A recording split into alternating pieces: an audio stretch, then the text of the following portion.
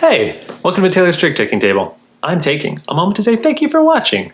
Y'all have been very nice, and it has been so much fun to make these videos. I recently hit 55 subscribers, which is my favorite number. It used to be 5, but then I realized, whoa, 2 5s, that's gotta be the best number. I wasn't old enough to realize there's 3 5s and an infinite amount of numbers with 5s in them. But 55 is my favorite number, and I wanted to do a top 5 trump mechanisms. So the ways that trick takers use trump is pretty interesting. I compiled kind of a list of sorts on the Trick Taking Guild, and I wanted to cover my favorite mechanisms in order, and then my favorite game that implements that mechanism. So, end of the year, fun top 5. Happy holidays, by the way. And let's go to number 5. My 5th favorite trump is random. So this could be like Vashtik, where the cards are shuffled and 2 random ones are shown up, or Voodoo Prince, where the different suits are shuffled and one of those is randomly trump at the start of the game.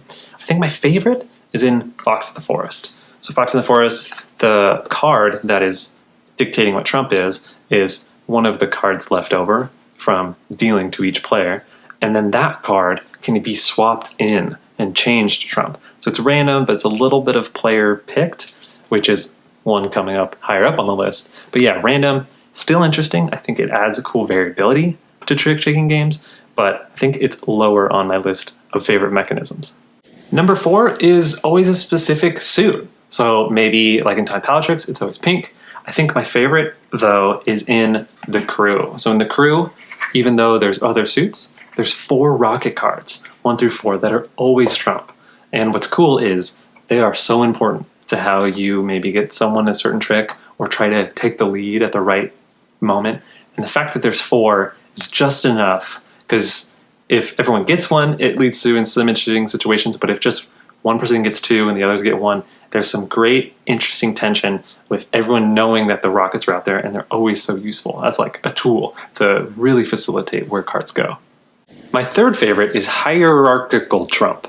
It's where certain suits are stronger than other suits, and those suits get trumped by other suits. There's kind of like a ranking, and it's good in probably my favorite, Skull King, where the regular 3 suits are trumped by the Black Flag suit, and those are trumped by Pirates, which are trumped by the Skull King.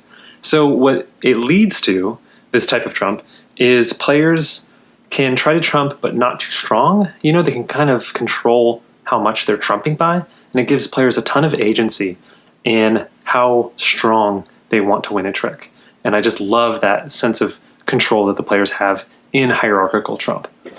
My number 2, I think, is Situational trump. So this is where certain cards or certain suits might not be trump unless in the right situation.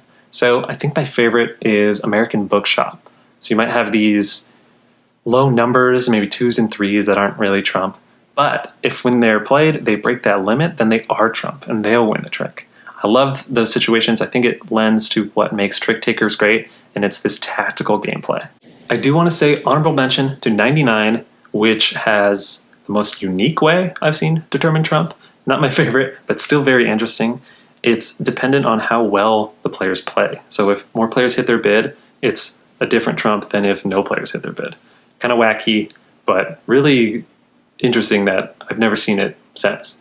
Alrighty, we're back to where we started. Thanks so much for following me on that kind of tour of the room we're in. But my number 1 favorite trump mechanism, and I mentioned it a little bit earlier, it's whenever trump is determined or picked by the players. So it can be at the start of the game, or start of a hand, or maybe even at the start of a trick or mid-trick. But it's whenever the players are the ones who determine what trump is. And I'm going to cheat just a little bit here, and I have 2 favorite games that do this. So the first is Niet, and in Niet, players are given their hand, and then after they have their hand, they'll slowly determine what they don't want to be trump or super trump, among other things. And what's cool is they're determining slowly what trump is, or if there's trump at all, in the round. So it's really cool because they can push their hand to have an either really strong setup or weak setup, depending on what they're going for. And then in my second favorite game, Nikosu Dice, is players have their cards again, and then all these dice are rolled, and these dice are color and number on the table, which are the same as their cards, which are color and number. And so players will draft dice that will be their hand in addition to their hand of cards. So it's like they have dice and their cards. Kind of a wacky concept. But what's cool is as they're drafting, it slowly whittles down that pool of dice until there's only one die left. And that one die, its color and number are what trump color and number are in the game. So what's really cool is players will be able to kind of take and cultivate what trump is as they draft. And they all have a say in it because they're all taking one die at a time. And it's really cool, and you feel like you have a ton of agency as a player. So that's my favorite trump mechanism. Again, thank you so much for watching. It's been so much fun, and can't wait to make more videos. Bye.